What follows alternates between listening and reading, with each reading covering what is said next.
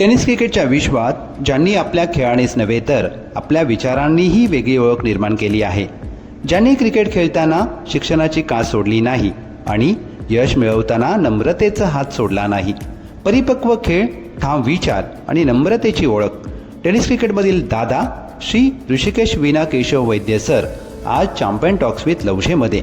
मी आहे मराठी क्रिकेट समालोचक लव सनाबाई पांडुरंग जाधव. आपलं मनपूर्वक स्वागत आहे. नमस्कार ऋषी सर. नमस्कार.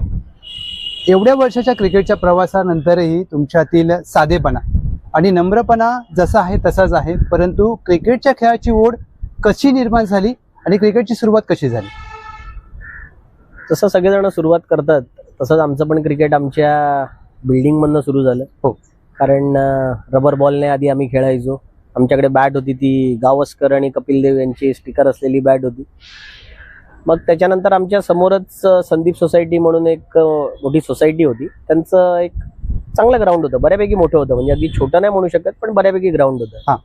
आणि तिकडे म्हणजे आमच्यावर असे संस्कार झाले की सगळे खेळ आम्ही त्या ग्राउंडमध्ये खेळलो. वाव. म्हणजे फक्त क्रिकेट असं नव्हतं, तर त्याच्यामध्ये फुटबॉल झालं, हॉकी झालं, कबड्डी झालं, त्याच्यानंतर तुम्ही डबाई स्पाईस म्हणतात ते झालं, लंगडी झालं, गोट्या झाल्या. म्हणजे असा कुठलाही खेळ नव्हता की आम्ही त्या मैदानात तो खेळ खेळलो नाही. त्यामुळे घरी राहणं हे आम्हाला कधी जमलंच नाही. बघावं तेव्हा जेव्हा पण आम्हाला वेळ मिळायचा तेव्हा आम्ही मैदानात. त्यामुळे क्रिकेटचं आपण म्हणू शकतो की सुरुवात किंवा बाळकडू जे आहे ते कुठून मिळालं असेल तर त्या संदीप सोसायटीच्या ग्राउंड मधनं मिळालं. कारण आमच्या इकडे तेव्हा चांगले चांगले खेळणारे होते. 2-3 नावं घेतो पाहिलं तर यतीन दिघे म्हणून एक होते, मिलिंद परुळेकर म्हणून होते. बऱ्यापैकी ते क्रिकेट खेळायचे, चांगलं क्रिकेट खेळायचे. त्यांना बघून आम्हाला पण असं वाटायचं की आपल्याला पण असं बॅटिंग किंवा बॉलिंग जमली पाहिजे. मग आपण जसं म्हणतो की बघून बघून हळूहळू आपल्याला पण असं वाटतं की काहीतरी शिकलं पाहिजे. तर आधी तर आम्ही आपलं सरळ सरळ बॉलिंग टाकायचो. मग त्यांनी आम्हाला दाखवलं की हे असं केलं की बॉल थोडासा वळतो किंवा असं केलं की बॉल आत जातो. मग आम्ही ती सवय लावून घेतली, प्रॅक्टिस करायला लागलो. मग हळूहळू अंडरआर्म जमायला लागलं आम्हाला. मग आम्हाला एक गोष्ट कळली की अंडरआर्म क्रिकेटमध्ये सर्वात महत्वाची फिल्डिंग आहे. हो.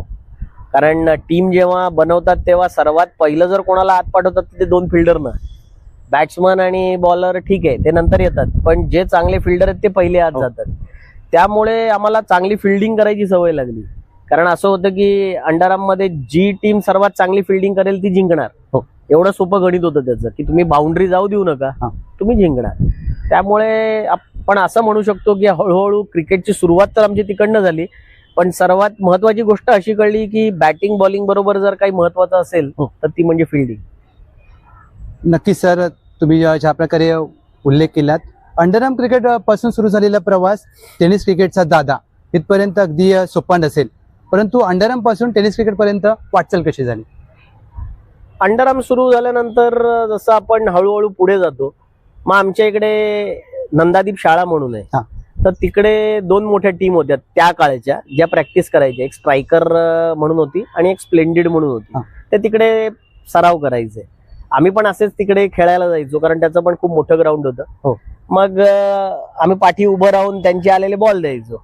मग आपला बॉल दिल्यावर मग ते म्हणायचे की आता त्यांची इनिंग संपत आली की अरे हा याने भरपूर फिल्डिंग केली आहे, मग याला थोडं बॅटिंग. मग तिकडनं हळूहळू बॅटिंगची सुरुवात झाली. मग बऱ्यापैकी बॅटिंग करायला लागल्यावर थोडासा जसा आत्मविश्वास वाढत गेला, मग बॉलिंग करायला सुरुवात केली. तर बॉलिंग म्हणजे तेव्हा असं होतं की फक्त स्टंप तोडायचे. बॅट्समनचा स्टंप उडवायचा कसा, कारण त्या काळी आमच्या वेळेस वेस्ट इंडिजच्या बॉलरचा पगडा खूप भारी होता. बरोबर. कारण सगळेच त्यांचे 1 से 1 बॉलर होते. अँडी रॉबर्ट्स होता, माल्कम मार्शल होता, मायकल होल्डिंग होता. तर हे लोक येऊन असे नुसते बॉल टाकायचे आणि अशा काठ्याच्या उडायच्या किंवा अशा रोल होऊन जायच्या. तर आम्हाला पण असं वाटायचं की अरे बॉलिंग म्हणजे हीच बॉलिंग. पण हळूहळू ते लक्षात आलं की फक्त वेग काही कामाचा नसतो. कारण तुम्ही वेगाने किती वेळ टाकाल. जर समजा तुम्ही दिवसभर बॉलिंग समजा 5 ओव्हर टाकल्यात तर 30 चेंडू मधले तुम्ही बघायला गेलं तर 7-8 चेंडू तुम्ही जोरात टाकू शकता. नंतर तुमचा वेग हळूहळू मंदावत जातो. मग आम्हाला कळलं की नाही, याच्यामध्ये पण तुम्ही वेगवेगळे व्हेरिएशन्स करू शकता.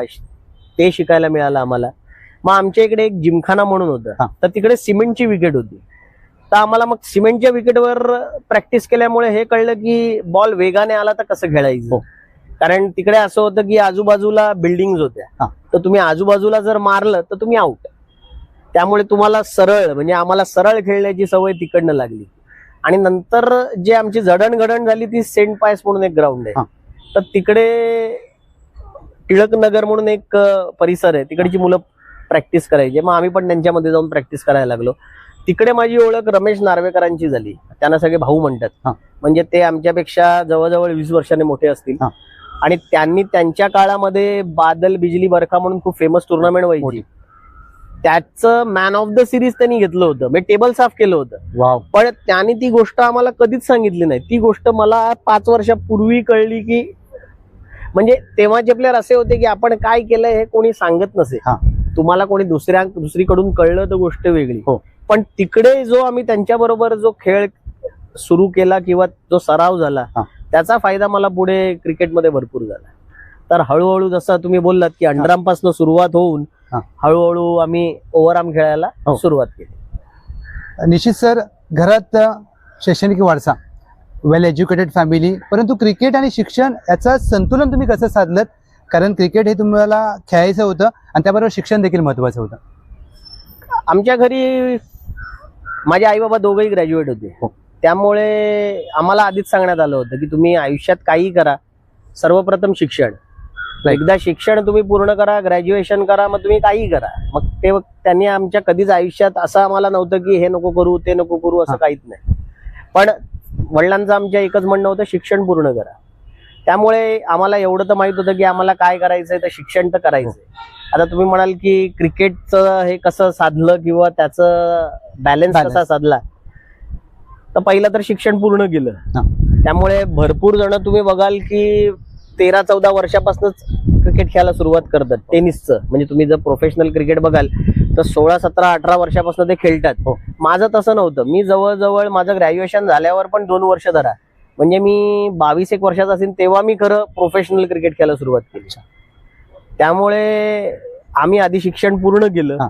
शिक्षण पूर्ण झाल्यावर वडिलांनी सांगितलं की आता नोकरी करायची, कारण शेवटी तुम्हाला तुमच्या पायावर उभं राहायचं असतं. कारण ते बोलले माझं कर्तव्य मी पूर्ण केलंय, आता हे तुमचं पुढचं आयुष्य कसं साधायचं ते तुम्हाला ठरवायचंय, निर्णय तुमचा आहे. मग मी पहिली नोकरी केली.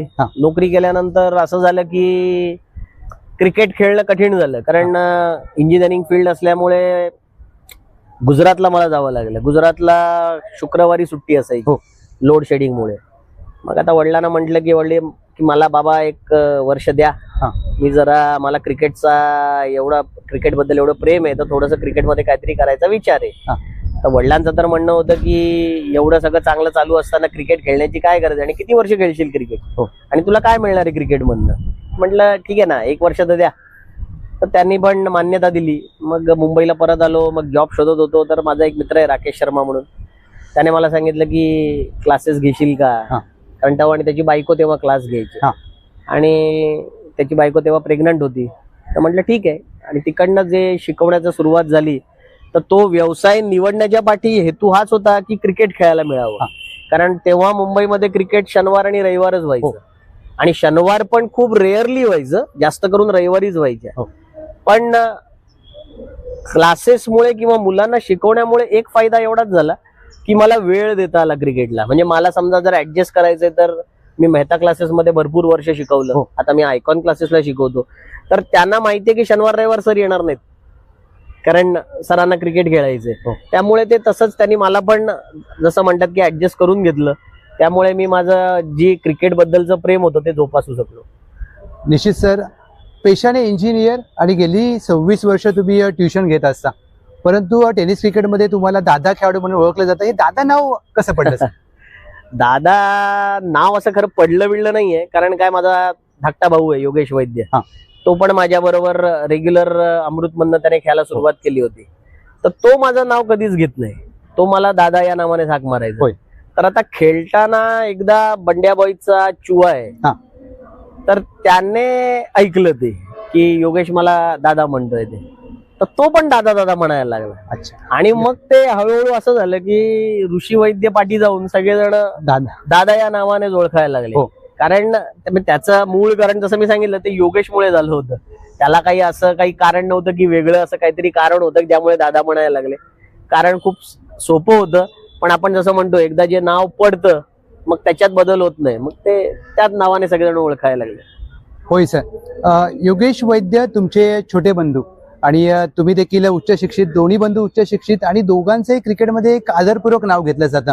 परंतु तुमच्या क्रिकेटच्या करिअरमध्ये अमृत 11 या संघाचा वाटा किती मोलाचा राहिला? असं म्हणू शकतो की आम्हाला घडवण्यातच त्याचा हात होता. कारण आम्ही सुरुवात केली तेव्हा मी सायली 11ला खेळायचो, जी गोरेगावची एक छोटीशी टीम होती.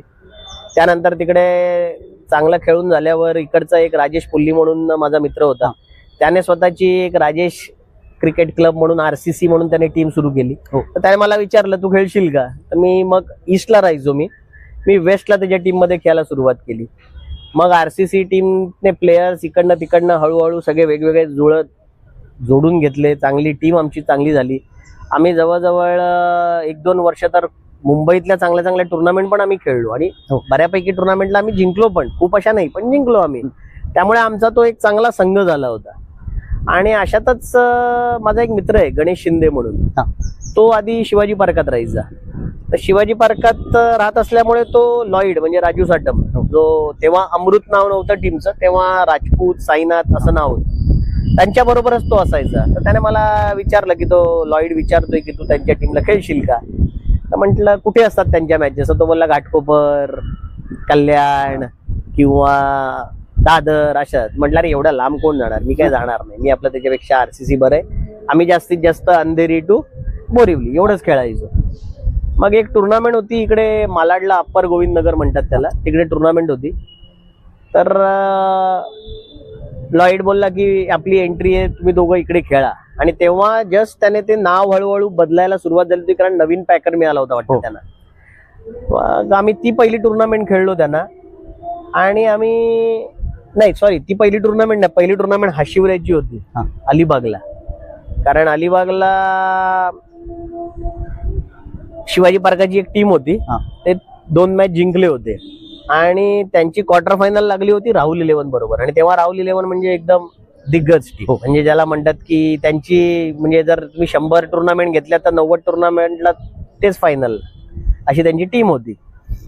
तर त्या शिवाजी पार्कांच्या मुलांनी लॉईडला विचारलं की अरे लॉईड तुम्ही 2-3-4 जण या, कारण आपली मॅच उद्या सकाळी पहिलीच राहुल बरोबर क्वार्टर फायनल आहे. मग लॉईड बोलला की मी योगेश आम्हाला दोघांना घेतलं. जूड सिंग म्हणून आहे जो पुढे जाऊन IPL पण खेळला, आणि बॉन्ड म्हणजे विवेक नरवणे, खूप मोठे प्लेयर आहेत. RCCला RCFला ते कामाला आहेत आणि लेदर बॉल पण खूप चांगलं खेळायचे ते. तर आम्ही तसे 4 जण तिकडे खेळायला गेलो आणि पहिल्याच मॅचला त्यांनी आम्हाला 65 मारला, 66 करायचा होता. आणि मी आणि योगेशने ते 4.2 ओव्हरमध्ये पूर्ण केले. विथ नो लॉस आम्ही जिंकलो. सेमीफायनल आमची खूप चांगली झाली होती. जूड सिंगने अफलातून एक कॅच पकडला, ती आम्ही जिंकलो. आणि फायनलला बॉन्डने असा एक 6 मारला जो अशक्यप्राय होता, कारण हवेच्या विरुद्ध मारला होता. आणि त्यानंतर ती टुर्नामेंट आम्ही जिंकल्यानंतर मग लॉईड बोलला की नाही तुम्ही दोघं आता इकडे माझ्याच टीमला खेळा. आणि मग ती अप्पर गोविंद नगरची टुर्नामेंट आम्ही खेळलो होतो. आणि मग तिकडनं जो अमृतचा प्रवास सुरू झाला, जवळजवळ 2008 पर्यंत खेळला. त्याच्यानंतर मग जॉबमुळे आणि त्याच्यामुळे त्याला जमलं नाही. आणि मी 2012 पर्यंत खेळलो. आणि मग म्हणजे जसं आपण म्हणतो की ऋषी वैद्याला पूर्ण मुंबई ओळखायला लागली, त्याचं कारणच अमृत 11 होतं. ते खरं आहे अमृत 11, कारण तो आमचा जो एंट्री टाकायचा सोनू, त्याच्या आईचं नाव होतं ते अमृत. पण जसं आपण म्हणतो अपभ्रंश होत राहतो आणि त्या अमृतचं अमृत 11 झालं. पण आमच्या आयुष्यात पण त्याने अमृतच पेरला असं आपण म्हणू शकतो.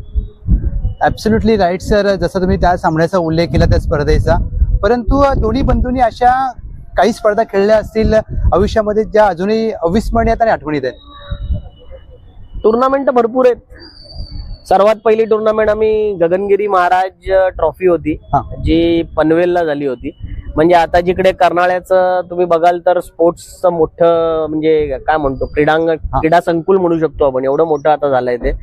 तेव्हा ते खूप मोठं असं फक्त शेत होतं आणि मध्ये फक्त त्यांनी विकेट बनवली होती आणि ती फायनल आम्ही मारली होती. तेव्हा योगेशने आणि मी चांगली बॅटिंग केली होती. त्यानंतर RCF म्हणून एक संकुल आहे, बिल्डिंगच्या मध्ये एक ग्राउंड होतं, तिकडे आम्ही चांगली बॅटिंग केली होती. म्हणजे आम्ही जवळजवळ सगळ्या जेवढ्या ट्रॉफ्या होत्या किंवा त्या सगळ्याच गोष्टी आम्ही घरी घेऊन आलो होतो. आणि योगेशची एखाद इनिंग तुम्ही म्हणाल तर सह्याद्री टिळक नगरला चेंबूरला एक टुर्नामेंट व्हायची आणि त्या टुर्नामेंटला आमच्या समोर राहुलच होती आणि तेव्हा योगेशनी जी फलंदाजी केली होती ती मी कधीच विसरू शकत नाही. कारण एक्स्ट्राऑर्डिनरी बॅटिंग त्याने केली होती. आणि अशा तर भरपूर इनिंग आहेत ज्या आपण म्हणजे आता त्याचा काय म्हणतात ते काही इनिंग्स तर अशा आहेत की मला आता त्यांना आठवावं लागतं की कुठे खेळला होता, कसा खेळला होता. पण जी आता हल्लीमध्ये जी मला त्याची आठवते इनिंग, आम्ही एक 2018 मध्ये घनसोलीलाच खेळत होतो आणि अंकलचीच टुर्नामेंट होती ती. ते अंकल म्हणून होते त्यांच्या राणा अंकल भरवतात ती टुर्नामेंट.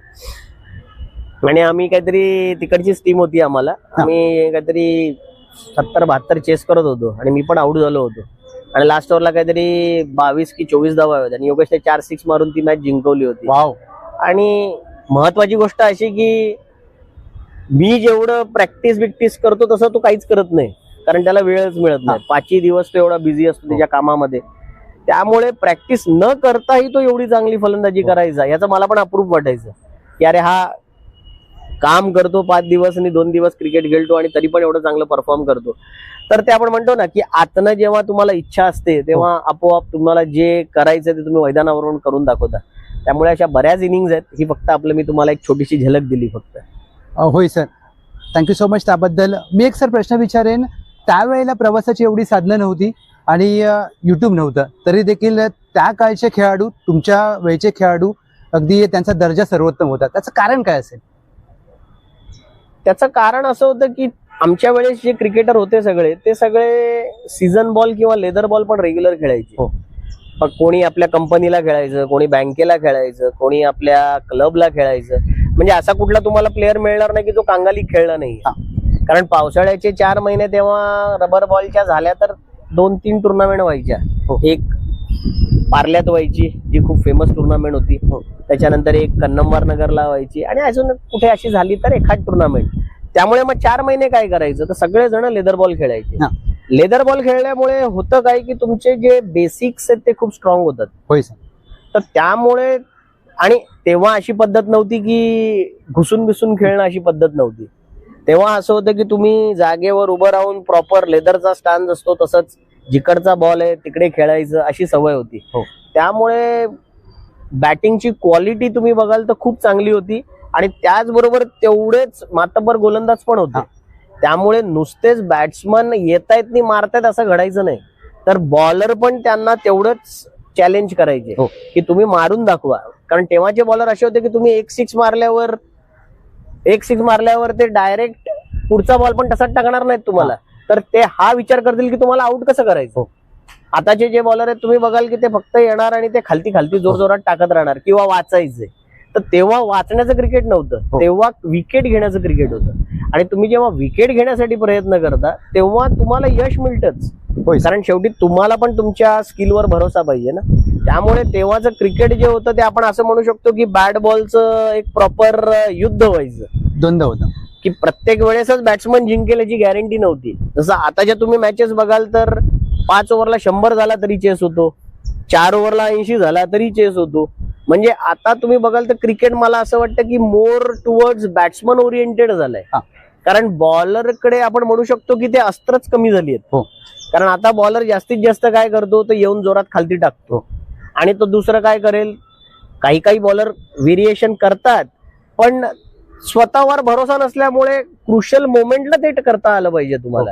की आता मी जर समजा जोरजोरात खालती टाकतोय तर एखाद तरी बॉल तुमच्याकडे असा पाहिजे की तुम्ही त्याला बॅट्समनला फसवू शकता किंवा त्याला विचार करायला भाग पाडू शकता. त्यामुळे तेव्हाचं क्रिकेट आणि आताचं क्रिकेट याच्यामध्ये फरक एवढाच आहे की थोडासा मनाने ते प्लेयर जास्त खंबीर होते असं मला जास्त वाटतं. आता जे प्लेयर जास्त हा विचार करतात की अरे मी मार खाल्ला तर काय, माझं नाव खराब होईल. आता तर एवढं जसं तुम्ही म्हणालात की सोशल मीडिया आहे की तुम्ही काय करता ते लगेच एवढ्या करोडो लोकांपर्यंत पोहोचतो. त्यामुळे ती एक भीती मनात असली की तुमचा परफॉर्मन्स होणं कठीण आहे. निश्चित सर, तुम्ही जसे बोललात गोलंदाजीमध्ये विविधता होती तेव्हा आणि वैविध्यपूर्ण गोलंदाजी त्यावेळेला जास्त होती. परंतु आताचा विचार केला तर आताचे गोलंदाज चेंडू फिरवण्यासाठी घाबरतात किती स्किल कमी झाले? आता सगळ्यांचं असं म्हणणं आहे की आजकाल विकेट लेदरच्याच विकेट मिळतात. हो. कारण आता ज्या टुर्नामेंट होतात तुम्ही बघाल तर एकदम प्रॉपर लेदरच्या ग्राउंड सारखं क्रिकेट असतं, त्यामुळे विकेट जी असते ती प्रॉपर लेदरला बनते तशी विकेट आहे. तर यांचं म्हणणं आहे की बॉल वळत नाही, असं त्यांचं म्हणणं आहे. पण आता मी हल्लीच ISPL ची एक मॅच बघत होतो. माझ्या मते लालबाई कॉन्ट्रॅक्टर सुरतला होती ती टुर्नामेंट, तिकडे पण विकेट तीच होती. आता तो इमाद इल्लू म्हणून एक बॉलर आहे, तर तो वळवत होता बॉलला. म्हणजे तुम्ही जर तुमच्याकडे क्षमता असेल तर तुम्ही बॉल वळवू शकता. जसं आता मुरलीधरनचं उदाहरण द्यायचं तर मुरलीधरनचं त्या लोकांचं असं म्हणणं होतं की मुरलीधरन काचेवर पण बॉल वळवू शकतो. हो. आता काचेवर बॉल वळवणं सोपं आहे का? नाही, कारण त्याच्यावर बॉल तुमचा फ्रिक्शनच होणार नाही, बॉल सरळ झाला पाहिजे. त्याच्यावर पण जर तो बॉल वळवू शकतो म्हणजे त्याचा स्वतःवर विश्वास आहे ना. तर बॉलर, माझं तेच म्हणणं आहे की बॉल तेवढा वळणार नाही जेवढा मातीच्या विकेटवर वळेल, पण वळणार निश्चित. फक्त तुम्ही ते कसं त्याचा वापर करता, कसा तुम्ही त्या बॅट्समनला, कारण शेवटी स्पिन टाकणं ही एक कला आहे. कारण चेंडूला तुम्ही किती फ्लाईट देता, चेंडूला तुम्ही किती जोरात टाकता, किती हळू टाकता, अंपायरच्या जवळ न टाकता, अंपायरच्या बाजूने टाकता, क्रीजच्या जवळ न टाकता, भरपूर गोष्टी असतात. तर तुम्ही बॅट्समनला फसवण्याचा तरी प्रयत्न करा. पण आता ते काही तसं दिसत नाही, कारण फिरवणारे बॉलरच आजकाल बघितलं तर म्हणजे असं बोटावर असं विचार करावा लागतो कोण आहे आता फिरवणारा असा. आणि आमच्या वेळेस असं होतं की प्रत्येक टीम मध्ये किमान 4-4, 5-5 फिरवणारेच बॉलर होते. हो सर, तुम्ही जसं उल्लेख केलात की त्यावेळेस 4 ते 5 गोलंदाज फिरवणारे असायचे, परंतु कव्हर ड्राईव्हचा बादशाह म्हणून तुम्हाला ओळखलं जातं. त्याच्या विरोधात तुम्हाला पूल खेळायला आवडायचा आणि दुसरा फटका म्हणजे तुमचा रिव्हर्स स्वीप. आणि असं म्हणतात की चेंडूच्या मेरिटप्रमाणे फलंदाजी करणारे फलंदाज ऋषिकेश केशव वैद्य सर. परंतु सर, या स्किल आताच्या खेळाडूंनी कशा अवगत करायला पाहिजेत, कारण त्यासाठी त्यांनी सराव कसा करायला पाहिजे?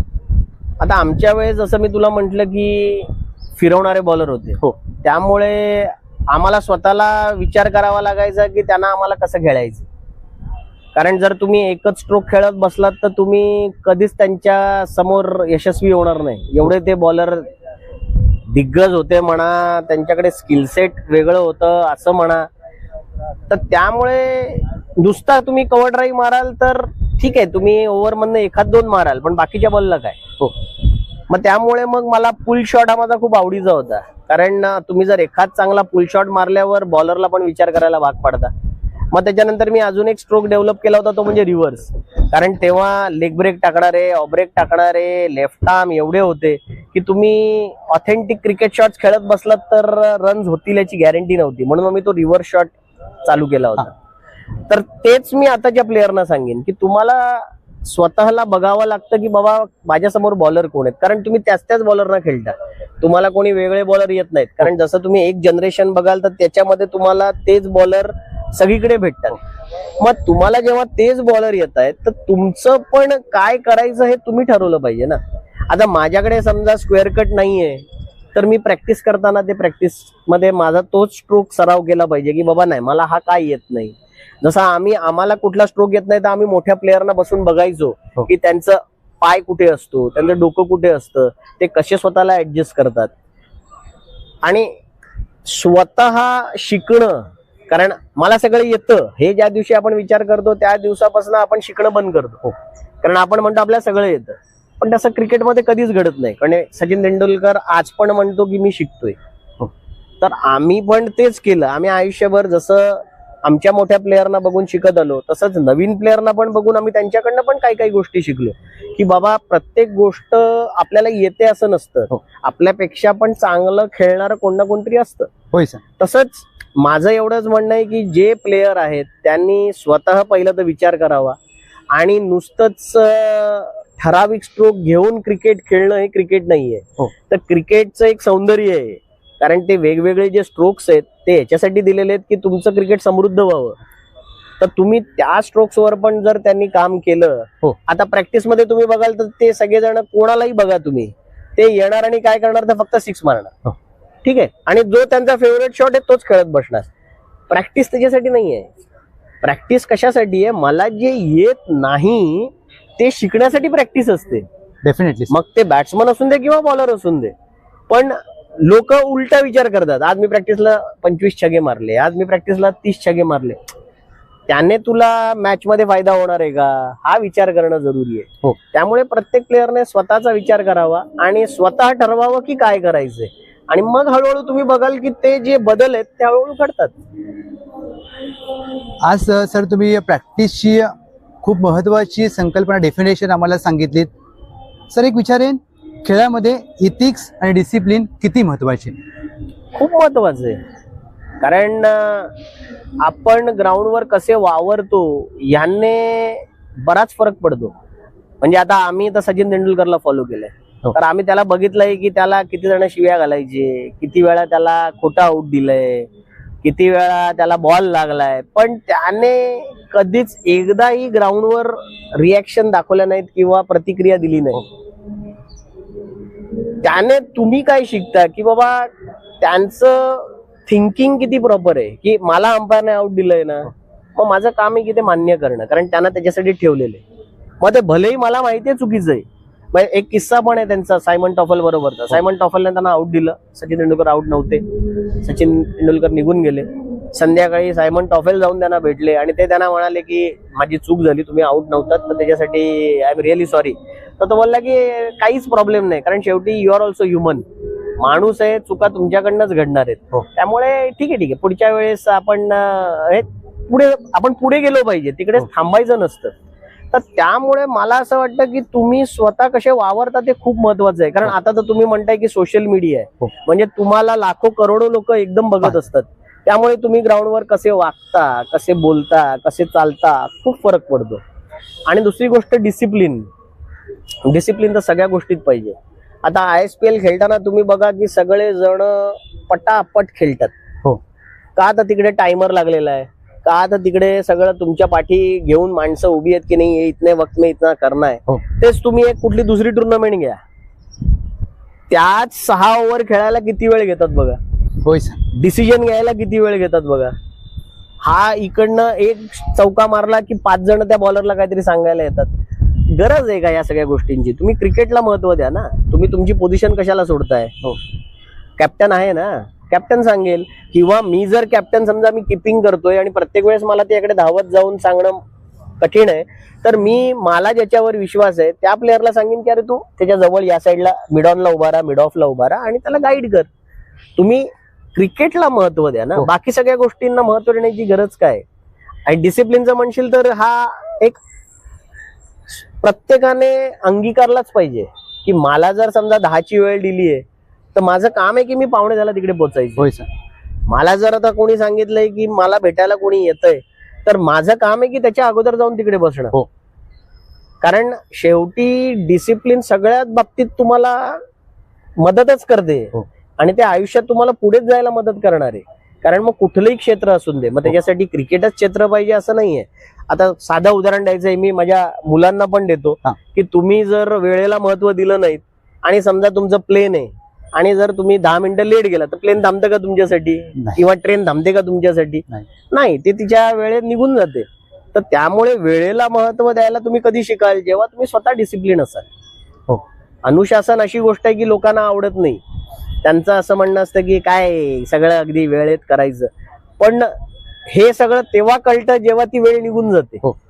मग त्यामुळे प्रत्येकाने क्रिकेटमध्ये माझं तरी म्हणजे कोणी दुसऱ्याने सांगायची गरजच नसली पाहिजे. तुम्ही क्रिकेटर आहात, आज तुमचा एवढा मोठा फॅन बेस आहे, एवढे मोठे लोक तुम्हाला फॉलो करतात, तर तुम्ही त्यांच्यासाठी एक उदाहरण बनू शकता. हो. जसं आम्हाला सचिन तेंडुलकरला बघून नेहमी वाटायचं की नाही क्रिकेट असंच खेळलं पाहिजे. होय सर. तर त्यामुळे प्रत्येकाने डिसिप्लिन तर फॉलो केलंच पाहिजे, नो डाऊट. जसा तुम्ही उल्लेख केला त्यासाठी सरांचा की त्यांच्याकडे बघून तुम्ही मोठे झालात. सर, स्पष्ट वक्तेपणा म्हणून टेनिस क्रिकेटमध्ये तुमची ओळख आहे, त्याचा कधी त्रास झाला तुम्हाला? मला तरी कधी झालेला असं वाटत नाही, आणि झाला असेल तरी मला तो कळला नसेल असं म्हणू शकतो आपण. कारण जे आहे ते आहे. हो. त्या गोष्टीला जर ते चुकीचं आहे तर ते चुकीचं म्हटलंच पाहिजे. हो सर. त्या गोष्टीला हो किंवा नाही बरोबर आहे म्हणण्यात पॉइंट नाही ना. मग आपण जे म्हणतो व्यक्ती स्वातंत्र्य आहे ते कसलं आहे मग? हो. जर मला प्रत्येक गोष्टीची भीती वाटते की अरे माझं काय होईल, माझं काय होईल, माझं तर खूप म्हणजे आपण म्हणतो ना माझं लॉजिक एकदम म्हणजे मी जरा थोडा लॉजिकनेच चालतो. हो. की जे तुमच्या नशिबात आहे ते तुम्हाला मिळतं, होय सर. जे तुमच्या नशिबात नाहीये ते तुम्हाला मिळत नाही. हो. तुम्ही किती प्रयत्न करा. त्यामुळे मी असा कधीच विचार करत नाही की मला असं मी केल्याने मला तसं होईल, मग मी हे नाही केलं तर तसं नाही होणार. मी या गोष्टींना जास्त विचार पण करत नाही आणि महत्व पण देत नाही. मला जे वाटतं जे बरोबर आहे ते बरोबर आहे, मला वाटतं हे चुकीचं आहे तर ते चुकीचं आहे. मग दुसऱ्याच्या दृष्टिकोनातनं ते बरोबरही असू शकतं, पण मला जर ते वाटतंय की नाही हे क्रिकेटच्या भल्याचं नाहीये किंवा हे तुझा निर्णय चुकीचा आहे, तर मी ते सांगणार की नाही हे चुकीचं आहे तर चुकीचं आहे. Definitely sir. सध्याच्या क्रिकेटवर सोशल मीडियाचा प्रचंड परिणाम झालाय आणि या सध्याचे खेळाडू जर एखादी चांगला डाव खेळतात तर ते प्रसिद्ध देखील लगेच होतात, परंतु रील क्रिकेट आणि रिअल क्रिकेटमध्ये फरक काय आहे? रील क्रिकेट तर आता काय म्हणायचं की प्रत्येक जण आजकाल काय करतो की 2-3 स्ट्रोक चांगले खेळले की रील्स बनतात. हो, ठीक आहे, त्यांच्याकडे आज ती फॅसिलिटी आहे, सुविधा आहे, त्याचा वापर करतायत, चांगली गोष्ट आहे. पण त्यामुळे होतंय काय की तुमच्यामध्ये खरंच गुणवत्ता आहे का? हो. तुम्ही खरंच त्या लेवलला खेळू शकता का? याची खरंच पारख होते का रीलमुळे? असं मला नाही वाटत. कारण रील मध्ये तुम्ही तेच दाखवता जे तुम्हाला दाखवायचंय. राईट. रील मध्ये तुम्ही सत्यता दाखवता का? नाही. आणि सत्यता तुम्हाला कुठे दिसते? मैदानावर. रिअल क्रिकेटमध्ये तुमच्या समोर जेव्हा चांगला बॉलर येतो तेव्हा तुम्ही काय करता हे दुनिया बघते. मग तेव्हा होय, रील क्रिकेटमध्ये नो डाऊट तुम्ही अफलातून बॅटिंग करता, म्हणजे फॅन फॉलोईंग एकदम, तुमची व्ह्यूअरशिप म्हणा, फॅन फॉलोईंग म्हणा, एकदम गगनाला भिडते. हो. पण रिअल क्रिकेटमध्ये जेव्हा तुम्ही खेळायला येता मग तुम्हीच त्या अपेक्षा वाढवलेल्या आहेत ना. हो. रील क्रिकेटमुळे की अरे हा असा स्ट्रोक मारतो, हा तसा स्ट्रोक मारतो. पण मग ग्राउंडवर जेव्हा तुम्ही जाता मग ती तुमची जिम्मेदारी होते हो. की तुम्ही जे रील मध्ये दाखवलं ते रिअल क्रिकेटमध्ये पण दाखवा. हो. पण ते कठीण आहे ना, कारण रील क्रिकेट मधलं जे क्रिकेट आहे ते तुम्ही 25-30 बॉल खेळण्यावर ते 2-3 स्ट्रोक लागलेले आहेत. आणि रिअल क्रिकेटमध्ये तुम्हाला खऱ्या टुर्नामेंटमध्ये 10-12 बॉल मिळतात खेळायला आणि त्याच्यामध्ये तुम्हाला प्रूव्ह करायचं असतं की तुम्ही किती, तुमच्याकडे काय कुवत आहे. होय सर. तर हा सर्वात मोठा फरक आहे. त्यामुळे हे कसं होतं ना, याला व्हर्च्युअल वर्ल्ड म्हणतात. व्हर्च्युअल वर्ल्डचा प्रॉब्लेम आहे की तो तुम्हाला अशा ठिकाणी घेऊन जातो की तुम्हाला वाटतं की अरे मला तर आता कशाची गरज आहे का, म्हणजे शिकावं लागेल का, मला काय करायची गरज नाही, मला वाटतं मी जे करायचं ते केलंय. हो. पण जेव्हा ते सत्यात येतात किंवा रिअल वर्ल्ड मध्ये येतात तेव्हा त्यांना कळतं की अरे नाही रे, अजून मला बरंच काही शिकायचं. हो. हा फरक आहे. हा ज्याला कळतो तो स्वतःला बरोबर ऍडजस्ट करतो. म्हणजे रील टाकू नये असं माझं अजिबात म्हणणं नाहीये, पण त्या रीलमुळे असं होऊ नये की तुम्ही स्वतःला जसं म्हणतात ना की खूप पुढे निघून गेलाय असा विचार करू नका. रील तुम्हाला काय करते, म्हणजे जसं व्हर्च्युअल वर्ल्ड आहेत तसं, जसं आपण म्हणतो की स्वप्नातल्या देशात गेल्यावर आपल्याला एकदम असं वाटतं की अरे वा काय, म्हणजे याला काय म्हणतात, म्हणजे काय शब्द नसतात आपल्याकडे. पण मला असं वाटतं की त्याच्यामध्ये तुम्हाला एक बॅलन्स आणणं किंवा स्वतःहून ठरवणं की मला रील मध्ये काय टाकायचंय आणि मला रील मध्ये काय टाकायचं नाहीये. हे ज्या दिवशी त्या माणसाला कळतं मग हा जो तुमचा जो प्रश्न आहे ना रील आणि रिअल, याच्यामध्ये जास्त फरक नाही राहणार. Definitely sir. ऋषी सरांच्या क्रिकेटच्या करिअरमध्ये असं कधी झालं की बॅड पॅच खूप आला, अपयश सातत्याने येत होतं आणि तेव्हा असा विचार केला की आता थांबायला पाहिजे, परंतु क्रिकेट खेळण्याची प्रचंड आवड आणि तिथून तुम्ही बाउन्स बॅक केलात? बॅड पॅच कोणाला येत नाही, बॅड पॅच कोणाला येत नाही असं होऊच शकत नाही. कारण जसं आपण म्हणतो की सुख आणि दुःख हे तुमच्या आयुष्यामध्ये येतच राहतं, तसंच बॅड पॅच हा प्रत्येकाच्या आयुष्यात येतो. आता तुम्ही त्याला कसे सामोरे जाता हे तुमच्यावर असतं. आता मी 2 गोष्टी सांगतो तुम्हाला. 2000 माझ्या मते 2003 किंवा 2004 ची गोष्ट असेल. आम्ही लाईनीत 3 टुर्नामेंट खेळलो होतो. म्हणजे सकाळी आम्ही टोल नाक्याला वाशीला टुर्नामेंट होती, तिकडे खेळलो. 2 मॅच खेळलो. मी दोन्ही मॅचला 0 आउट. तिकडनं आम्ही गेलो ठाण्याला बाळकुमला खेळायला.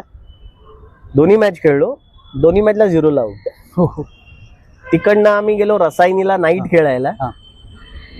दोन्ही मॅचला मी 0 आउट. नंतर आम्ही सोनूच्या घरी गेलो झोपायला, झोपलो, पण आम्ही सगळ्या मॅच जिंकलो. हा. मी 0 केलेत पण आम्ही सगळ्या मॅच जिंकलो. आम्ही दुसऱ्या दिवशी सकाळी परत आमची सेमीफायनल तिकडे टोल नाक्याला होती. हा. परत मी 0 केला. हा.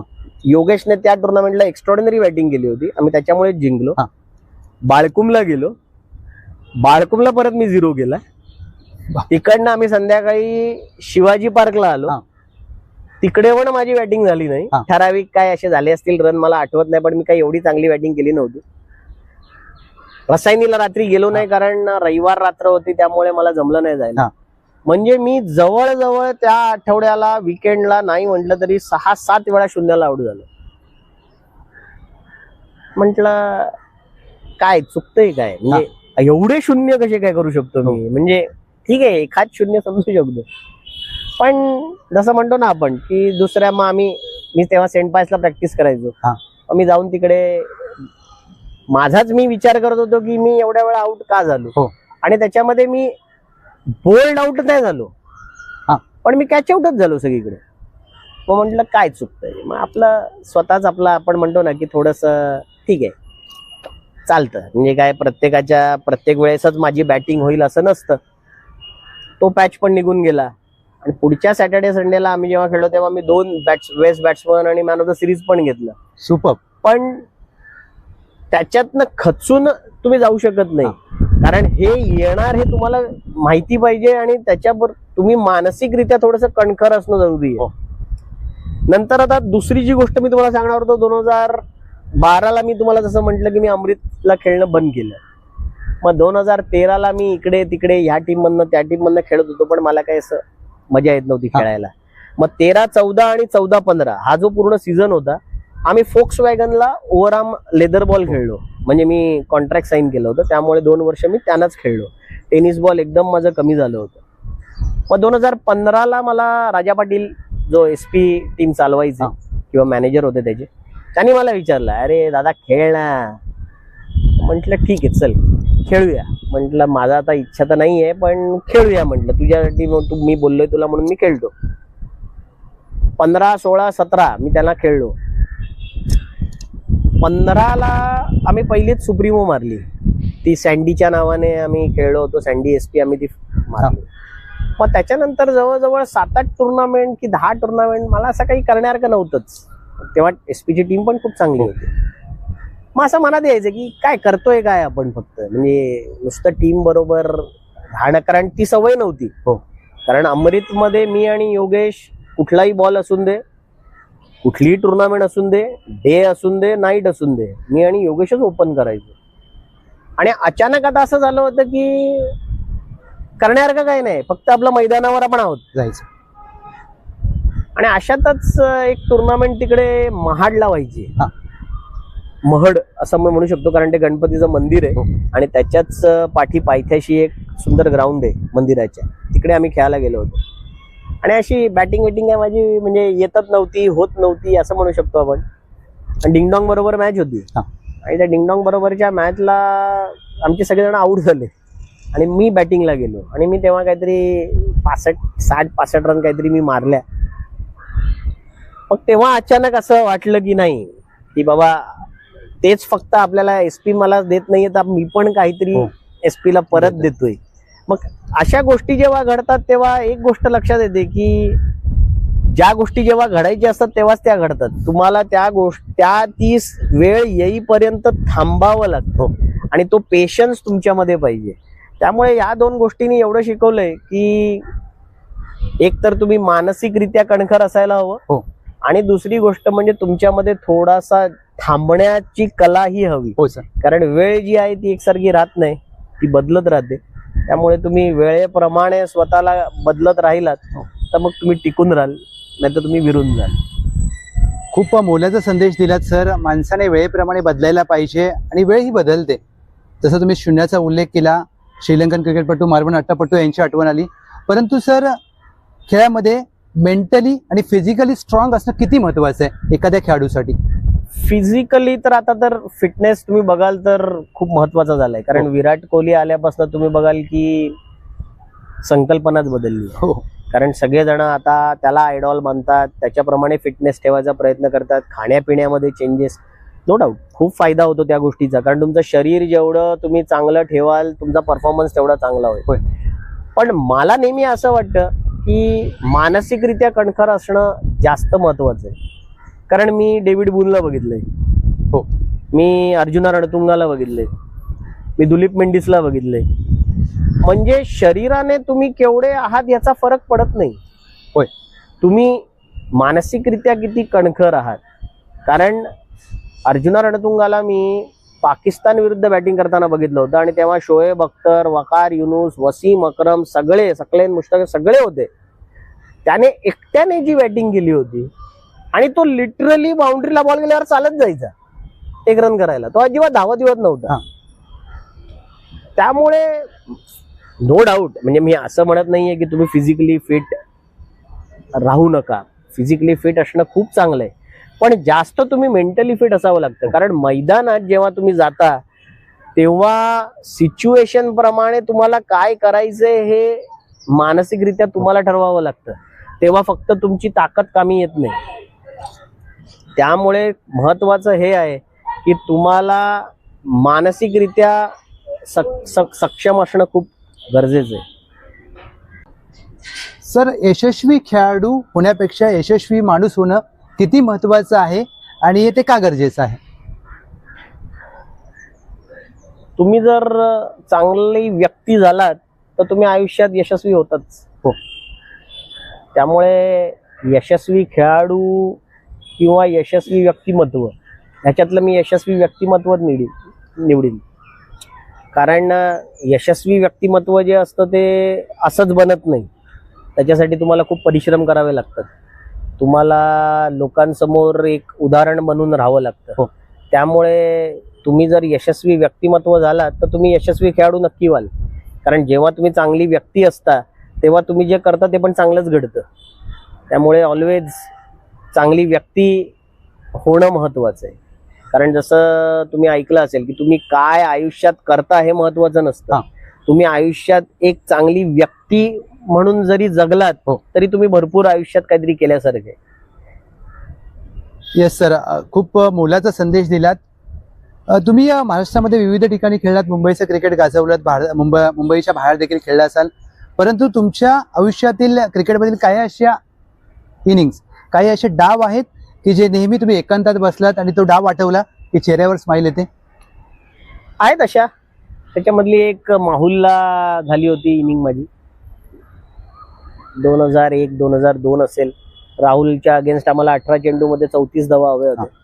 आणि करुणाकरन, कोटियन, नंतर तुमचे सुनील इंदुलकर हे सगळे गोलंदाजी करत होते आणि आम्ही ती मॅच जिंकलो होतो. माझी बॅटिंग झाली होती. ती एक इनिंग मला नेहमी आठवते. त्याच्यानंतर विजय पावलेची इनिंग तर तुम्हाला माहिती आहे की विजय पावलेमुळे फेमस झाली. त्यामुळे माझं काही त्याच्यामध्ये नव्हतं, असं म्हणू शकतो की तो माझा दिवस होता. आणि अशा इनिंग्स तर भरपूर आहेत ज्या बसल्यावर अशा आठवतात कधी कधी. पण आनंद याच गोष्टीचा असतो की आपल्यामुळे टीम जिंकत होती. कारण आजच्या तारखेला तुम्ही बघाल तर टीम हा कॉन्सेप्टच आता गायब झाला. टीम हा कॉन्सेप्टच राहिलेला नाहीये. आता इंडिव्हिज्युअल क्रिकेट झाले, प्रत्येक जण आपलं क्रिकेट खेळतो. त्यामुळे मला हा आनंद होता की माझ्यामुळे माझी टीम जिंकली होती. त्यामुळे ते नेहमी, म्हणजे आपण म्हणतो ना की कधी पण त्या इनिंग आठवलं की चेहऱ्यावर हसू येतच आपसुकपणे. टीममुळे त्यावेळेला खेळाडूंना ओळखलं जायचं. निश्चित ज्या प्रकारे तुम्ही उल्लेख केलात, पूर्वीच्या काळी संघाच्या नावाने खेळाडूंची ओळख होती आणि ती कुठेतरी आता ओळख खंडित होत चालली. खरी गोष्ट आहे. कारण म्हणजे याला कारण आपण म्हणू शकतो की प्रीमियर लीग. कारण प्रीमियर लीग जेव्हापासून सुरू झाल्या तेव्हापासून काय झालं की टीमचे जे तुमचे चांगले प्लेयर होते 4-5 ते जाऊन खेळायला सुरुवात झाली. त्यामुळे संघ भावना किंवा संघासाठी खेळणं हे हळूहळू पाठी पडत गेलं आणि स्वतःसाठी खेळणं पुढे यायला लागलं. त्यामुळे असं झालंय की आता तुम्ही बघाल तर टीम हा कॉन्सेप्टच नाही आहे. आता आज जर प्लेयर एबीसी मधनं खेळला तर तुम्ही त्याच संध्याकाळी बघाल की तो XYZ मधनं खेळतोय. हो. म्हणजे तुम्हाला शाश्वती नसे, म्हणजे आपण म्हणतो ना की आपल्यालाच आता विचार करावा लागतो की हा नक्की कुठल्या टीम मधनं खेळणार आहे. त्यामुळे टीम हा प्रकार आता राहिलेला नाहीये. आता हे प्रॉपर इंडिव्हिज्युअल क्रिकेट झालेलं आहे. प्रत्येक जण स्वतःसाठी खेळतो. म्हणजे आता जसं आपण म्हणतो की आपल्याला स्वतःला प्रमोट करायचंय आणि आपलं आयुष्य जे आहे ते स्वतःसाठी करायचंय. आम्ही खेळायचो टीमसाठी खेळायचो. आम्ही खेळायचो आमच्या बाकीच्या 15 प्लेयरसाठी खेळायचो की आपल्या एका चुकीमुळे बाकीच्यांचं नुकसान झालं नाही पाहिजे, हा विचार आमच्या मनात असायचा. पण आता तो विचार नाहीये, कारण आता सगळंच हळूहळू बदलायला लागलंय. ठीक आहे, कारण बदल हा शेवटी घडणारच. तो जो बदल घडतो तो फक्त एवढंच आहे की लोकांनी त्याला चांगल्या मार्गाने घ्यावा आणि त्याचा उपयोग करावा, ज्याच्यामुळे क्रिकेटचं नुकसान होऊ नये. कारण आता जे मुंबई क्रिकेटची जी स्थिती आहे ती अशी स्थिती झाली आहे की आता तुम्ही ISPL बघितलं असेल तर मला तर असं कुठला प्लेयरच दिसला नाही की ज्याने काही परफॉर्म केलंय. नाहीतर एक काळ असा होता की जर हेच 15-20 वर्षापूर्वी आलं असतं तर माझ्या मते मुंबईच्या क्रिकेटर सोडून दुसऱ्या कुठल्या क्रिकेटरला लोकांनी ओळखलं पण नसतं. ही स्थिती होती तेव्हा. आज अशी स्थिती आहे की आपले मुंबईचे प्लेयर आम्हालाच वाईट वाटतं की अरे, आणि लोक येऊन सांगतात क्या किया तुम्हारे मुंबई के प्लेयर ने, आणि आपल्याला ते ऐकावं लागतं, कारण आपल्याला दुसरा पर्याय नाहीये. त्यामुळे मुंबईचं क्रिकेट परत एकदा जर उभारी घ्यायला पाहिजे किंवा परत त्याच्यामध्ये ते जे म्हणतो ना आपण जे गौरव होतं किंवा महानता होती ती परत आली पाहिजे, तर त्यासाठी काहीतरी बदल घडणं खूप गरजेचं आहे. निश्चित सर, तुम्ही जसा उल्लेख केलात की मुंबई क्रिकेटसाठी शोकांतिका आहे, परंतु मुंबई क्रिकेट एवढं मागे पडण्यामागे नक्की कारण काय असेल? कारण एकेकाळी टेनिस क्रिकेटवर मुंबई क्रिकेटचं वर्चस्व होतं, दबदबा होता, परंतु आताचा सध्याच्या घडीचा विचार केला तर मुंबईकर खेळाडू टेनिस क्रिकेटमध्ये थोडेसे मागे पडलेत. त्याचं महत्वाचं कारण काय असू शकतं? महत्वाचं कारण असं आहे की सध्या सर्वात महत्वाचं म्हणजे मला जे वाटतं की आजकाल मैदानं कमी व्हायला लागली आहेत मुंबईमध्ये. म्हणजे मला जे वाटतं मैदानं कमी झाल्यामुळे असं झालंय की टुर्नामेंट्स कमी व्हायला लागले. टुर्नामेंट्स कमी व्हायला लागल्यामुळे प्लेयर्सना तो वाव मिळत नाही. आणि दुसरी बाजू पण आहे की जिकडे टुर्नामेंट भरवल्या जातात तिकडे बिचाऱ्या ऑर्गनायझरच्या टीम होत नाही. आता मला जर 16 संघांची जर टुर्नामेंट भरवायची आहे तर माझ्याकडे 8-9 टीम होतात, 7 टीम शॉर्ट पडतात. मला 8 टीमची भरवायची आहे तर माझ्याकडे 2-3 टीम होतात, 4-5 टीम शॉर्ट पडतात. असं झाल्यामुळे काय होतंय की ऑर्गनायझर पण आता थोडासा विचार साशंक झालाय की मी टुर्नामेंट भरवू की नको भरवू. आणि जसं आता तुम्हाला माहिती आहे की आजकाल तर प्रत्येक प्लेअर खेळण्याचे पैसे घेतो, तर त्यामुळे जर समजा आता एखाद्या प्लेअरने ठरवलं, एखाद्या ऑर्गनायझरने की मी टुर्नामेंट भरवतोय, तर एंट्री टाकणारा विचार करतो की माझी एंट्री जास्त आहे की माझा खर्च जास्त आहे. त्यामुळे असं झालंय की टुर्नामेंट्स कमी झालेत. टुर्नामेंट्स कमी झाल्यामुळे प्लेयरना खेळायला मिळत नाहीये. चांगले प्लेयर्स जोपर्यंत खेळणार नाहीत तोपर्यंत नवोदित प्लेयर्सना त्यांच्या बरोबर खेळून शिकता येणार नाही. त्यांना शिकता येणार नाही तर ते पुढे कसे जाणार? कारण आता जर तुम्ही कुठला नवीन प्लेअर आला तर त्याला तुम्ही डायरेक्ट 1 लाख खेळवणार का?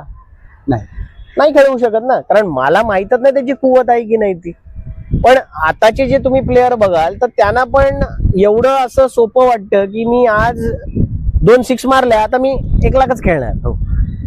एवढं सोपं नाहीये ना ते क्रिकेट. एवढं जर सोपं असतं तर मग काय प्रश्न होता.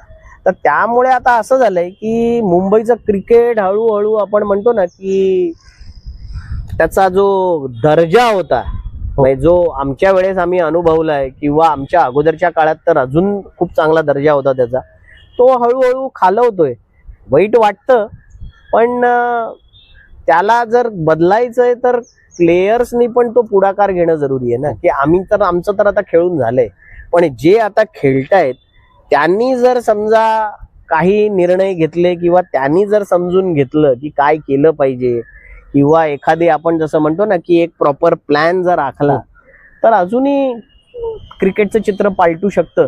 पण त्याच्यासाठी जरा आपण म्हणतो ना की मनापासून काहीतरी करण्याची इच्छा हवी. कारण बोलणारे खूप असतात की असं करू तसं करू, पण ते कृतीत घडवणं किंवा करून दाखवणं ते महत्वाचं आहे. त्यामुळे अजून पण मला असं म्हणजे मला तर गॅरंटी आहे की आज पण मुंबईमध्ये भरपूर टॅलेंट आहे, पण ते योग्यरित्या बाहेर येण्याचं चॅनल नाही आहे आपल्याकडे, माध्यम नाही. एक्झॅक्टली परफेक्ट शब्द वापरलात, माध्यम नाहीये. कारण आज पण तुम्ही जाल तर तुम्हाला सगळीकडे चांगले चांगले प्लेअर दिसतील, पण त्यांना ते पुढे येण्याचा त्यांच्याकडे आता तो मार्ग राहिला नाहीये जो आमच्या वेळेस होता. आम्ही सुरुवात केली तेव्हा आम्ही 800-1000ची टुर्नामेंट खेळायचो, मग 5-3 खेळायला लागलो, मग 10-5, मग 25-15, मग 50-25 आणि मग 1 लाख. अशा त्या पायऱ्या होत्या ज्या आम्ही चढत गेलो. आता त्या पायऱ्याच मधल्या गायब झालेत. मग तो प्लेअर बिचारा लोकल मैदानातनं डायरेक्ट स्टेडियमला पोहोचेल कसा? हा फरक आहे. त्यामुळे मला अजून पण वाटतं की मला तर जसं आपण म्हणतो की उम्मीद परी दुनिया कायम आहे, माझी अशी आज पण इच्छा आहे की जर सगळ्या प्लेयर्सनी ठरवलं तर आजही मुंबईचं क्रिकेट परत एकदा त्याला आपण म्हणतो ना पुन्हा उभारी नक्की मिळू शकते. निश्चित सर, मुंबईच्या क्रिकेटच्या सुवर्णयुग परत येईल अशी आशा करूया. सर, तुम्ही जसा उल्लेख केला की स्पर्धा कमी झाल्या त्यामुळे खेळाडूंना वाव मिळत नाहीये. तुमच्या काळी तुम्ही 1000 आणि 800 रुपयांचा उल्लेख केला, पहिल्या क्रमांकाचं पारितोषिक, दुसऱ्या क्रमांकाचं पारितोषिक, त्यानंतर 5000, 3000, 10000, 8000. आता टेनिस क्रिकेटमध्ये पैसा प्रचंड आलाय, तो खेळाडूंना मिळतो देखील, परंतु त्या पैशाचं व्यवस्थापन कशा प्रकारे करायला पाहिजे? हे तर प्रत्येक प्लेयरने ठरवलं पाहिजे. कारण आता असं आहे की तुम्ही म्हणता तसा पैसा तर भरपूर आलाय, त्यामुळे सर्वात सोपं म्हणजे काय तर तुम्ही स्वतःचा एक CA ठेवू शकता पैसा. कारण तुम्हाला क्रिकेट खेळण्याचं नॉलेज आहे, पण तुमच्याकडे आलेल्या पैशाचं काय करायचं, नियोजन कसं करायचं हे लोक सांगतात आणि आपण करायचं अशी गोष्ट नाहीये ती. त्यामुळे तुम्ही एकतर प्रॉपर CA घ्या स्वतःबरोबर, कारण आता तुमच्याकडे पैसा आहे, तुम्ही असं नाहीये की त्याची फीस तुम्हाला परवडणार नाही. नाहीतर मग एक तुमच्या बरोबर फायनान्शियल प्लॅनर तरी पाहिजे, जो तुम्हाला प्रत्येक महिन्याला बाबा काय करायचंय, तुमच्याकडे एवढे पैसे येतात तर एवढे पैसे कुठे टाकायचे. कारण आज तुमच्याकडे पैसा येतोय तर तुम्हाला तुमच्या पुढच्या भविष्याचे नियोजन आजच करायचंय. कारण क्रिकेट अशी गोष्ट आहे की क्षणभंगूर आहे. आज तुम्ही आकाशावर आहात तर कधी तुम्ही जमिनीवर याल 2 मिनिटात कळत पण नाही आपल्याला, कारण क्रिकेट अशीच गोष्ट आहे ती. त्यामुळे जेव्हा तुमच्याकडे पैशाचा ओघ आहे किंवा पैसे आहेत तर तेव्हाच तुम्ही पुढचं नियोजन जर केलं तर तुम्हाला जेव्हा तुमचं, जसं तुम्ही बोललात बॅड पॅच कधी येईल सांगू शकत नाही. मग त्या बॅड पॅच मध्ये तुम्ही जे नियोजन आधी करून ठेवलेलं आहे आणि पैसे जे साठवून ठेवले आहेत ते तुम्हाला त्यावेळेस कामी येतील. हो सर. कारण जेव्हा आपल्याकडे पैसा येतो तेव्हा त्याच्याबरोबर भरपूर सारे असे खर्च येतात ज्याचा आपण विचार करत नाही तेव्हा, का तर आपल्याकडे पैसा आहे. त्याचा विचार तेव्हाच येतो जेव्हा पैसा नसतो.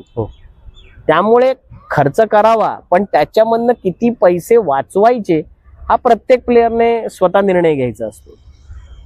निश्चित तरुण खेळाडूंनी खूप काही शिकण्यासारखं आहे. ज्या प्रकारे सरांनी वक्तव्य केलं, तुम्हाला मेंटॉर असणं खूप गरजेचं आहे. जसं क्रिकेटमध्ये तुम्हाला प्रशिक्षक असणं महत्त्वाचं. ऋषी सर, तुम्ही ज्यावेळेला क्रिकेट चालू केलं त्यावेळेचे तुमचे काही आवडीचे खेळाडू जे त्यांच्याकडे बघून तुम्ही क्रिकेट वर्ष दर्जाचं खेळण्यासाठी तयार झालात?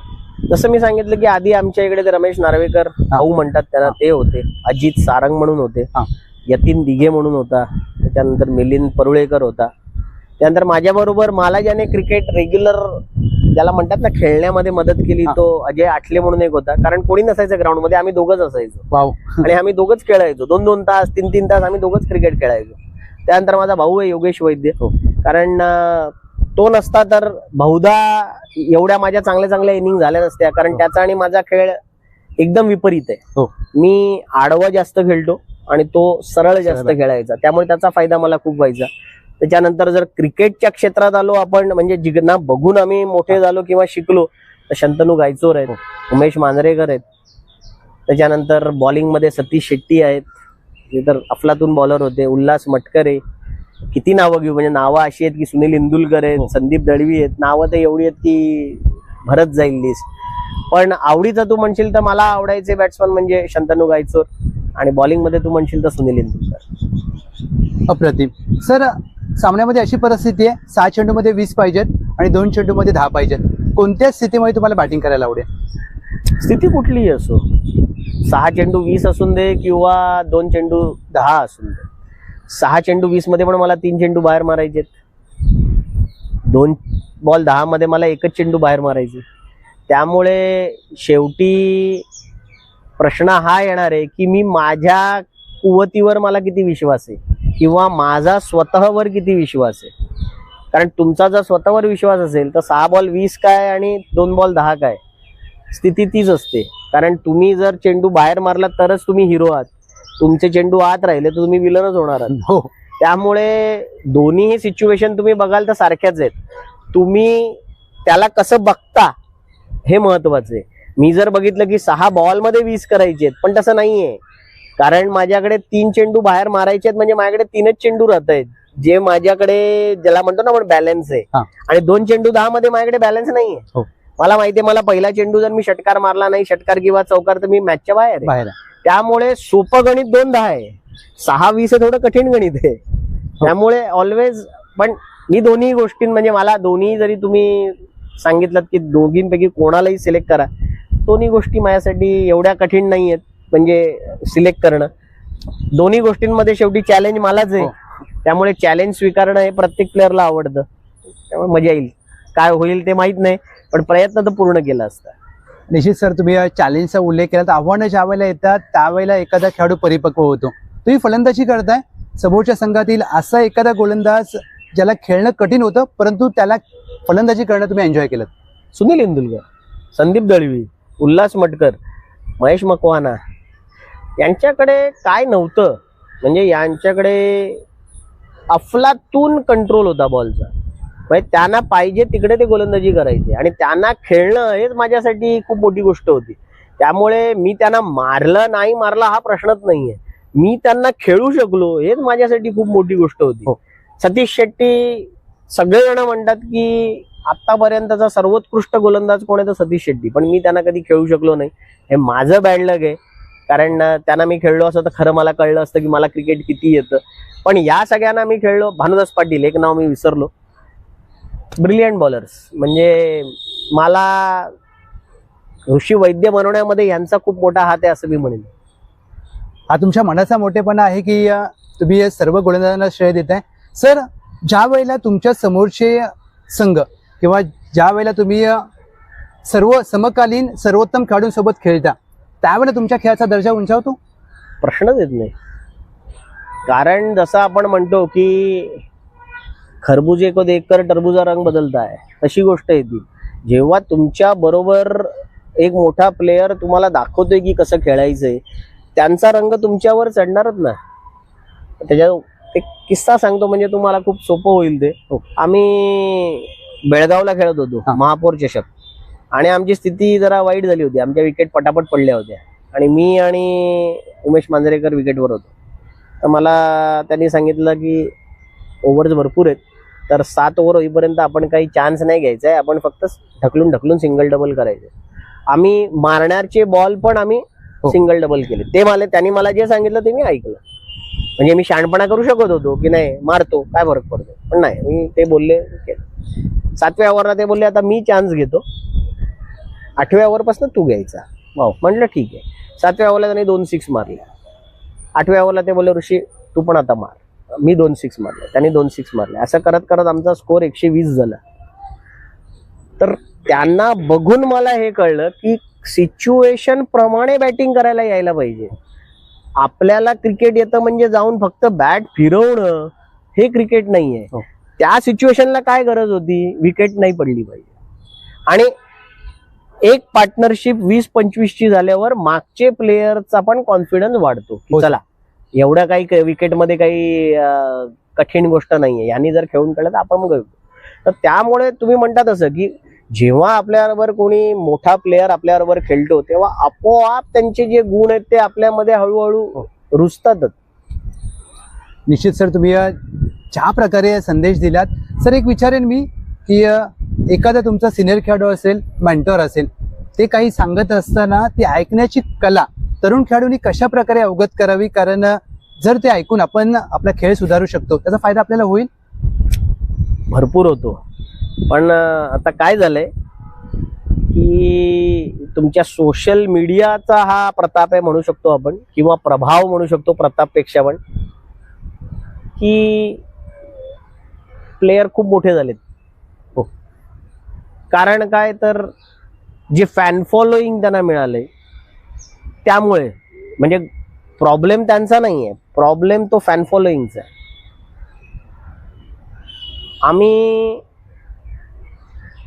म्हणजे आरके टुर्नामेंट व्हायची, राज कपूर मेमोरियल टुर्नामेंट व्हायची चेंबूरला, मोठी 1992-93 साली आम्ही गेलो होतो बघायला. इकडनं सगळेजण, कारण अख्ख्या मुंबईतनं तिकडे बघायला जायचे, आम्ही गेलो होतो बघायला. कल्याणी घोरपडेने तेव्हा 2 6 मारल्या होत्या आणि जिंकवलेलं. वाव. कल्याणी घोरपडे असे चाललेत. हा. त्यांच्या बरोबर आता कोण होतं मला आठवत नाही, माझ्या मते असलम सद्गुरू होते की आय एम नॉट शुअर, कोणतरी होतं.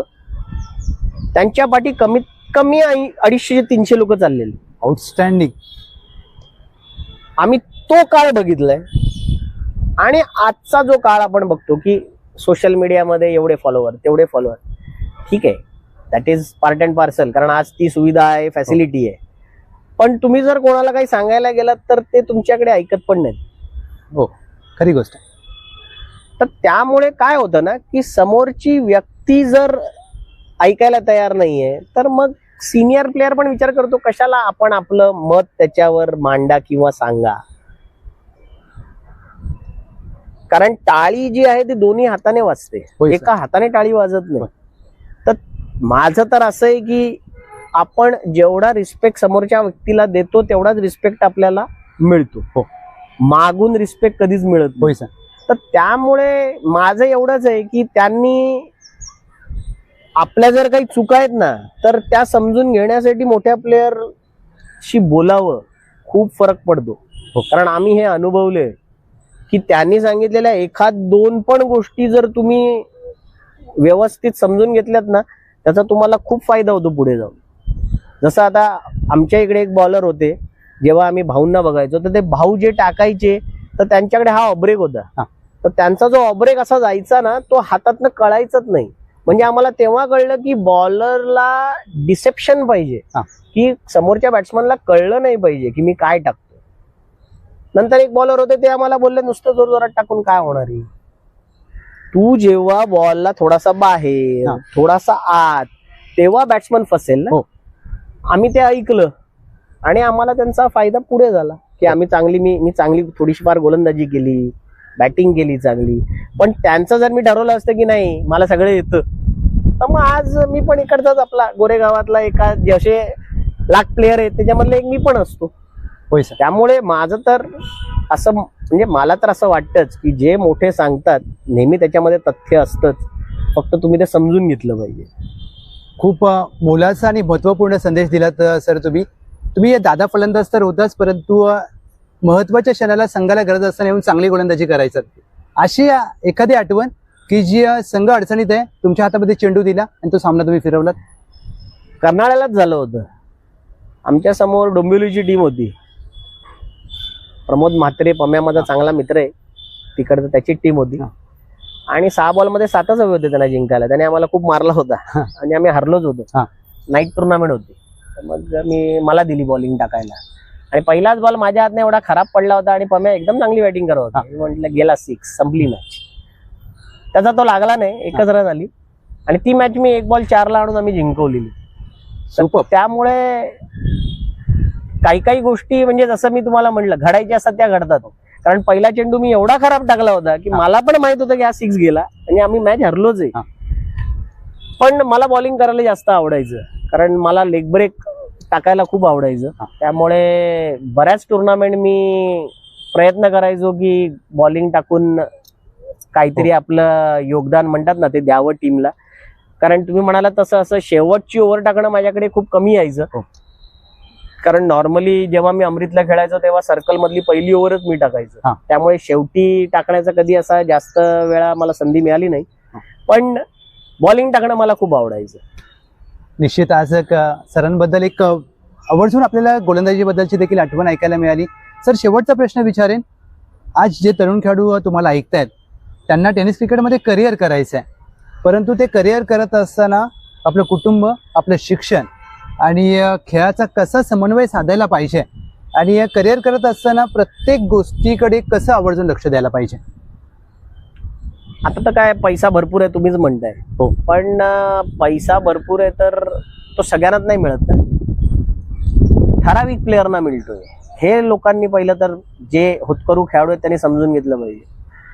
त्यामुळे क्रिकेट खेळा, प्रयत्न करा, प्रयत्न करण्यात काहीच गैर नाहीये, पण त्याच्याबरोबर शिक्षण सोडून क्रिकेट खेळण्यासारखं नाहीये. शिक्षण करा आणि मग तुम्ही क्रिकेट खेळा. जर क्रिकेटमध्ये चांगलं झालं तर चांगलंच आहे, पण जर क्रिकेटमध्ये समजा चांगलं झालं नाही तर तुमचं शिक्षण आहे जे तुम्हाला तारून नेईल. आणि फॅमिलीचं तुम्ही म्हणाल तर जोपर्यंत तुमच्या परिवाराची साथ तुम्हाला नसेल तुम्ही कुठल्याच क्षेत्रात यशस्वी नाही होऊ शकत. 100%. कारण जेव्हा तुम्ही घरी येता तेव्हा घरच्या वातावरणाचा जेवढा प्रभाव तुमच्यावर पडतो तेवढा बाहेरच्या लोकांचा प्रभाव तुमच्यावर पडत नाही. कारण घर जर तुम्ही आल्यावर घरी जर सगळे आनंदी आहेत आणि समाधानी आहेत तर तो जो एक पॉझिटिव्ह इम्पॅक्ट असतो ना तो तुम्हाला बरंच काही देऊन, तुम्ही हरल्यावर पण घरी आल्यावर घरच्यांचे चेहरे बघितल्यावर तुम्ही सगळं विसरता. हो. तेच जर तुमच्या घरामध्ये जर तुमचं चांगलं व्यवस्थित नसेल तर त्याचा इफेक्ट तुमच्यावर पण पडतो. त्यामुळे परिवार किंवा कुटुंब हे खूप महत्वाचा घटक आहे. त्यामुळे ते नातं जे आहे ते कधीच विसरलं नाही पाहिजे, ते नेहमी जोडूनच ठेवलं पाहिजे. कारण नातं तोडायला 1 सेकंद लागतो, पण नातं जोडून ठेवायला खूप तडजोडी आणि मेहनत करावी लागते. हो सर. आणि नाती खूप महत्वाची आहेत आयुष्यात. मग ते क्रिकेटमध्ये पण तुम्ही बघाल तर खेळताना बॅट्समन मध्ये जर चांगलं नातं नसेल तर काही होऊ शकत नाही, बॉलर आणि कीपर मध्ये चांगलं नातं नसेल तर काही होऊ शकत नाही, 2 फिल्डर कॅचला धावतायत त्यांच्यामध्ये जर ट्युनिंग नाहीये तर काही होऊ शकत नाही. त्यामुळे नातं अशी गोष्ट आहे, कुठेही जा कोणाशी मैत्रीचं नातं तर तुम्ही अनुभवलंही असेल. कारण असे लोक मित्र होतात क्रिकेटमध्ये की ज्यांच्याशी आपला कधी दूरदूरचा काही संबंध नसतो, पण तेच नंतर असं होतं की घरच्यांपेक्षा आपण त्यांना जास्त महत्व देतो, जीवलग होतात. तर त्यामुळे नातं तुम्हाला व्यवस्थित जोडून ठेवलंच पाहिजे. आणि शेवटपर्यंत आई बाबांना विसरू नका, कारण शेवटी तुम्ही जे काही आहात किंवा जे कोण तुम्ही झाला आहात त्याचं मूळ कारण ते आहेत. त्यामुळे त्यांना नेहमी आयुष्यातभर लक्षात ठेवा, तुम्ही त्यांची व्यवस्थित सेवा करा, तुम्हाला तुमच्या कर्माचं फळ नक्की मिळेल. प्रेक्षक हो, आजचा पॉडकास्ट फक्त क्रिकेटच्या संबंधात नाहीये, तर क्रिकेटमध्ये कसं यशस्वी व्हावं, संघर्षाला कसं जिंकावं आणि ज्यावेळेला तुम्हाला आयुष्यात यश मिळतं ते यश मिळाल्यानंतर देखील विनम्र कसं राहावं हे ऋषी सरांकडे पाहिल्यानंतर कळतं. आणि ज्या प्रकारे त्यांनी ऋषी सरांनी उल्लेख केला की तुम्ही तुमच्या कुटुंबाला कधीही विसरू नका आणि विशेष म्हणजे तुमच्या आईबाबांचे कष्ट नेहमी लक्षात ठेवा, तुम्हाला यश निश्चितच मिळतं. ऋषी सर, तुमच्या अमूल्य वेळासाठी, मार्गदर्शनासाठी आणि ज्या प्रकारे तुम्ही आज आम्हाला वेळ दिलात त्याबद्दल चॅम्पियन टॉक्स विथ लवजे या टीमकडून मनापासून धन्यवाद सर. धन्यवाद. थँक्यू. प्लेजर. जिंकत राहा, शिकत राहा आणि स्वतःला घडवत राहा. कशी वाटली आजची चॅम्पियन स्टोरी कमेंट करून नक्की सांगा. लाईक करा, शेअर करा आणि पुढची चॅम्पियन स्टोरी पाहण्यासाठी आपल्या चॅम्पियन टॉक्स विथ लवजे या यूट्यूब चॅनलला सबस्क्राईब करायला विसरू नका. धन्यवाद.